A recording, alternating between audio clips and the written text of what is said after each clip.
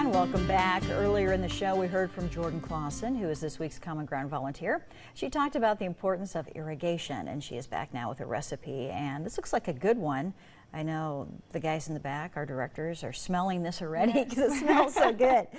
Tell me what it is. Yes, it's mac corn and cheese. So essentially what we have is we have 2 cups of uncooked macaroni noodles, and we have 1 15-ounce can of undrained fresh corn.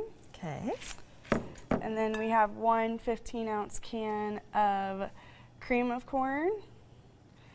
And then we also have 1 cup of shredded Velveeta cheese just to get it to melt a little easier. All right, that's it? Yep, that's it. It's pretty straightforward, very simple, and definitely a crowd pleaser. So you just have to mix it all together. Yep, you just simply mix it together.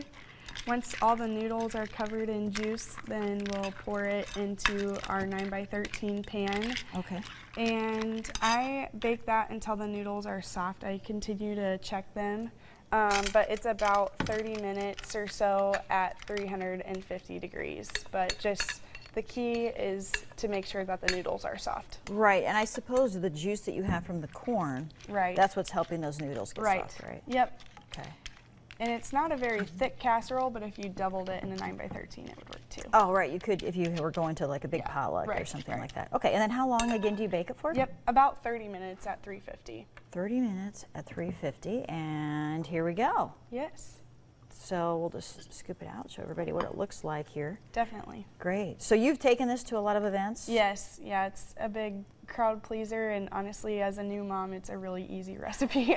Oh, true, because how old's your little one? Yeah, only 6 months, but she likes to mix, so it's fun. Right. Okay, here it is, everybody. It looks good. If you like mac and cheese, if you like corn, great combination. Definitely. All right, perfect. Jordan, thank you so much.